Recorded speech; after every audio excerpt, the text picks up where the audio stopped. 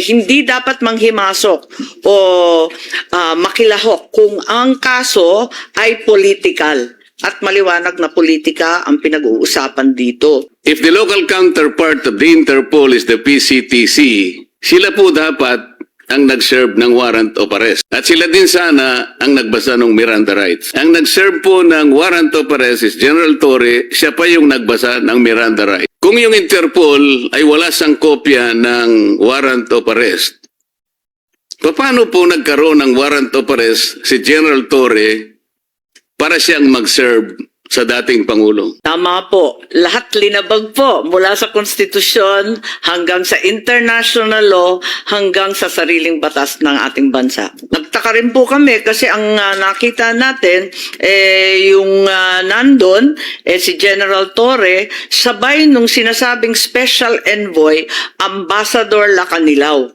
At siya bigla ang may hawak ng ICC warrant at siya rin ang sumama kay dating Presidente Duterte hanggang sa The Hague.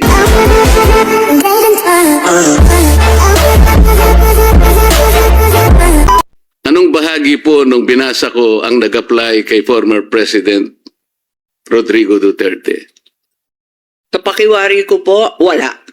Ngunit, ang pagkasabi nung dating DOJ Secretary Remulla na ito ang nagbibigay daan para sa pag-aresto, sa kidnap at sa extraordinary rendition ni President PRRD without any warrant of arrest or any order issued by a Philippine court. So, in my opinion po, and clearly from the transcript of the investigation conducted by this body, then Secretary Remulla appeared to be of the stance that an administrative arrest can be done under the word surrender.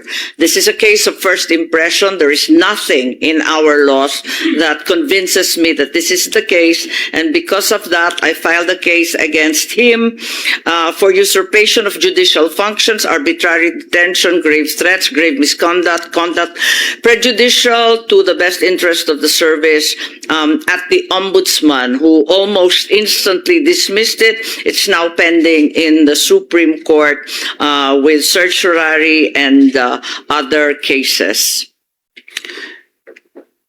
What is the participation, if any, Mr. President, of the Department of Foreign Affairs in the entire exercise? Because the discussion has been whether this is extradition or surrender, the primordial question would be whether there exists a bilateral extradition treaty between the foreign state and the Philippines, such that it allows a request for extradition. So what was the position taken by the DFA? Did the DFA lift its finger in the entire process, like advising an agency or a person or any office from undertaking the whole exercise, considering our jurisdiction? Inasmuch as to their mind, there was no extradition treaty of the Philippines with both the Kingdom of Dubai as well as the Netherlands. The Netherlands, the DFA states that the ICC judicial process lies outside its mandate and does not form any part of its obligations under Philippine extradition law. Because the extradition request was never made, there is no extradition treaty, hence it's outside of the ambit of foreign policy. Yes, Mr. President. The law says surrender or extradite. There is no extradition treaty existing between our country and Netherlands. And there is also any other treaty na applicable dito kasi kung hindi po ako nagkakamali, 2 taon na po tayong nag-withdraw sa Rome Statute. Even that one, they cannot benefit from that. So what is the difference really between surrender and extradition? except for the spelling. To my mind, surrender is unclear because there is no well-delineated definition or process in our laws. Extradition, on the other hand, is fairly clear-cut.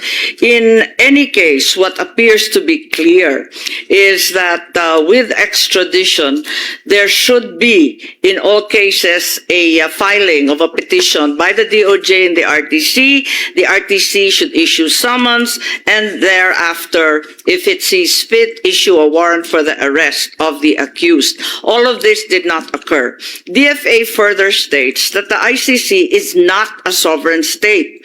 Hence, any request for the surrender of a person to it will not be handled by the DFA but by the law enforcement authorities. So that appears to be the situation with the kidnapping, as it were, of former President Duterte. Mr. President, when the former president was arrested in March this year, he was arrested and detained shortly at the Villamor Air Base until he was turned over to the ICC in The Hague, Netherlands. Yun po yung nangyari. Tama po. Yes, tama po. Ang sabi po ng ating pamahalaan, we simply cooperated with the Interpol, not with the ICC. Is that correct? Yun po ang dahilan nila, pero maliwanag na yung Interpol hindi na naman nagbigay ng anumang red alert. Ang pagkakaalam ko po, although hindi naman official po na inamin, yung ICC po ay nag-issue raw ng warrant of arrest against the former president. Tama, wala po, kundi simpleng diffusion notice lang po ang pinamigay. Na napakaliwanag dun sa diffusion notice na kinakailangan ng warrant of arrest na manggagaling sa mga authorized court. But Mr. President, may hawak nga po silang kopya ng warrant of arrest pero wala po sa papel. Nandun lamang sa cellphone ni General Torre at the time. Tama. Yun din ang sinabi. Yun din ang salaysay ni General Torre na pinakita daw niya sa cellphone at lumipas ang ilang oras bago binigyan ng maayos at hard copy, ika nga. Kung Interpol po ang pinagbigyan ng ICC and the Interpol is the one to serve the warrant of arrest to the former president, which office is the local counterpart of Interpol in this country, Mr. President?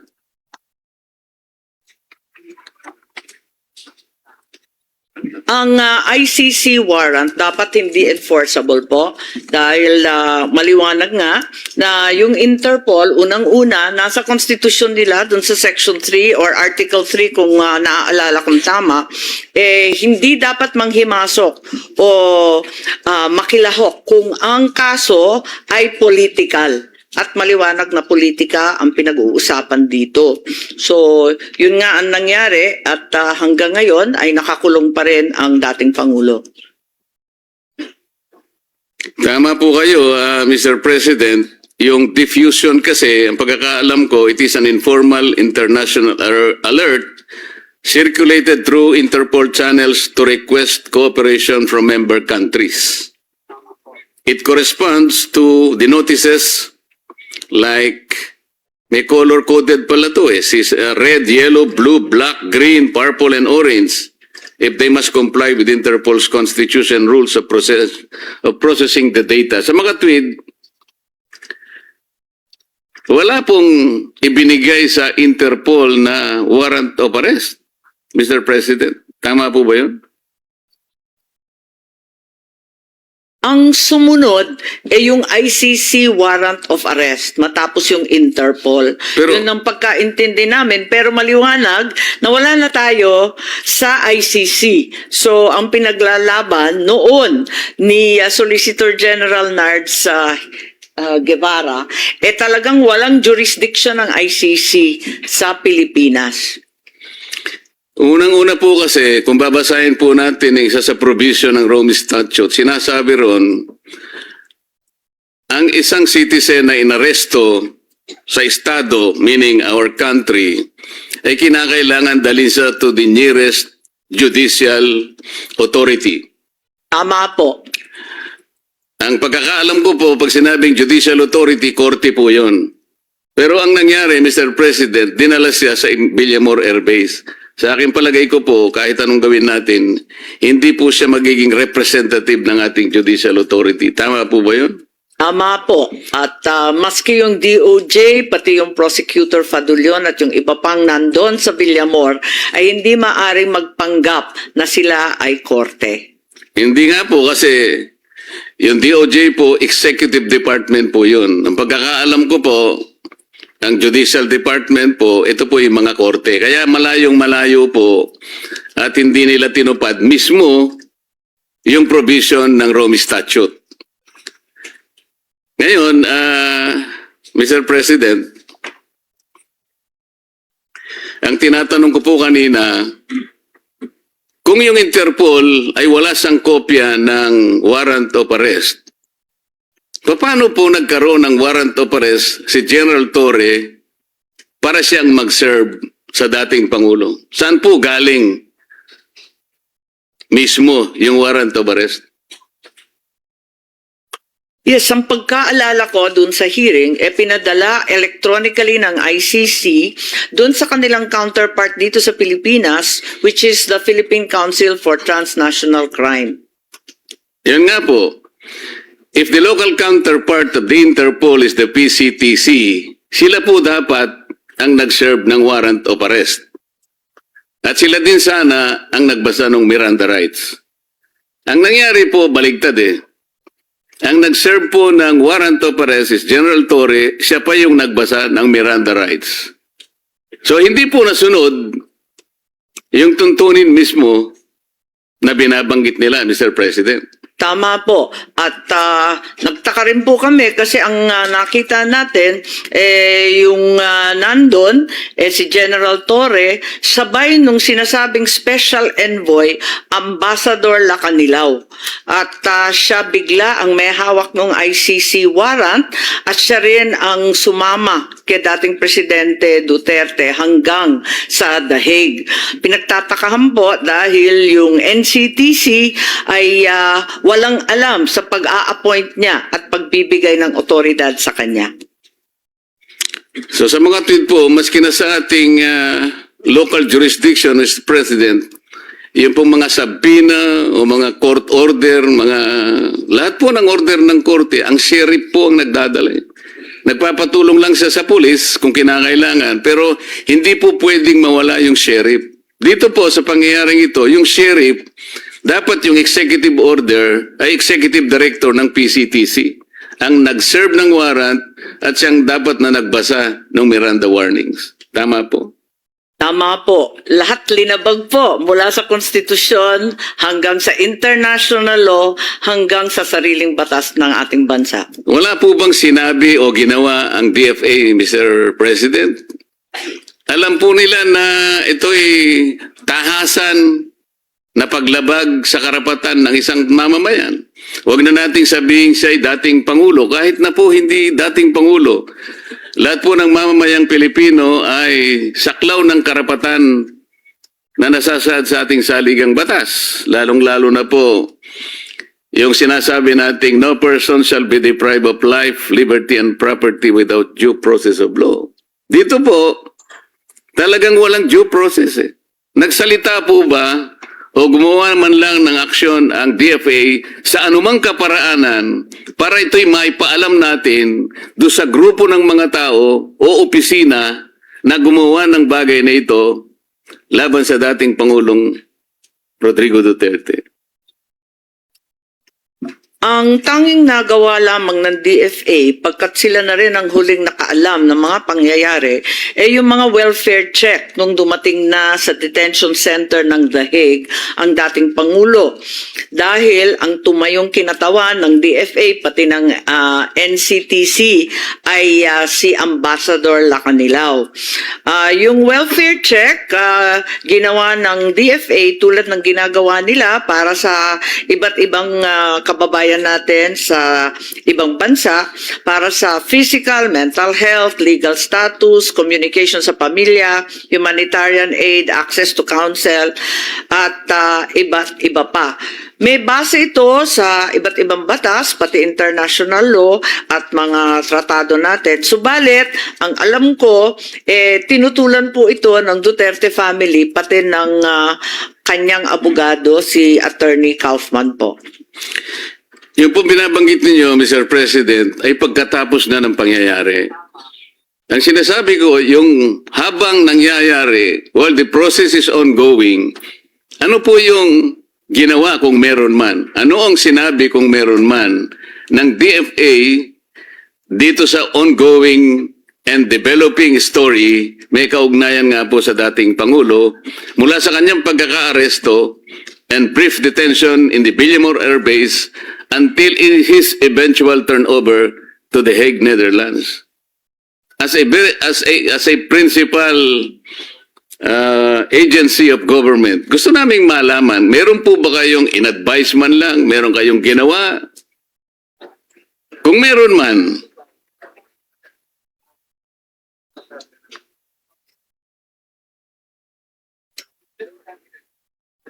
Yes, sa pakikinig ko sa DFA, hindi nila nabalitaan itong mga pangyayari, kundi tulad natin, nakatutok lamang sa telebisyon at sa radyo hanggat tapos na ang lahat. At sila ay pumasok lamang nung nandun na sa The Hague. At eto nga, sinubukan nga bantayan ni Ambassador Malay doon sa The Hague, Malaya, para sa mga welfare check na gagawin. tama po ba yung narinig ko, Mr. President? Hindi po nalalaman ng DFA ang nangyayari? Wala po Nung silang, araw na yun? Wala daw silang alam. Tinanong ko, pati yung Dubai, hindi rin nila nalaman, at yung tropa daw sa Dubai, hindi rin sinabihan. Ganon din sa paglapag sa The Hague. Kahit na po yung mga grade 1 pupils po, alam po nila yung nangyayari nung araw na yun. Bakit po ang DFA wala pong nalalaman sa nangyayari? Sa kaganapan? Totoo po bang wala kayong alam? O may nalalaman kayo, ayaw nyo lang makialam, natatakot kayo, nag-aatubili kayo, nag-aalala kayo? Kasi kung ganun po ang ating behavior, hindi po tayo nakagaganap ng tungkuling inaasahan sa atin ng ating mga mamamayan.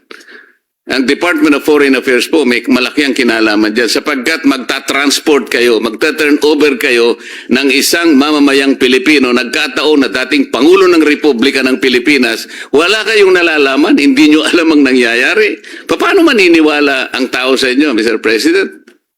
Siguro hindi tama yung unang sinabi kong hindi nalalaman, kasi tulad nga ng sinabi, nakikita naman sa telebisyon at sa radyo. Subalit, sila'y nanonood lamang pagkat ang totoo, linihim ang mga pangyayari ito. Di ba po, binanggit ni Secretary John Vic Remulla na ito ay group effort ng iilang katao lamang. At sila-sila lang ang nag-uusap. Hindi naman na dinamay ang DFA, hindi naman sinabihan yung mga ibang dapat na nandun, yung National Transnational Council at Transnational Crime Council. Hindi naman sila sinabihan Iilan lang talaga ang napiling nandun. Nakakatuwa pa nga dahil yung Villamor, kung tutuusin, talagang Air Force facility. Pero ang nag-take over yung PNP at naging caterer na lamang yung Air Force. Hindi rin daw nila alam. Sana ay magkaroon kayo ng magic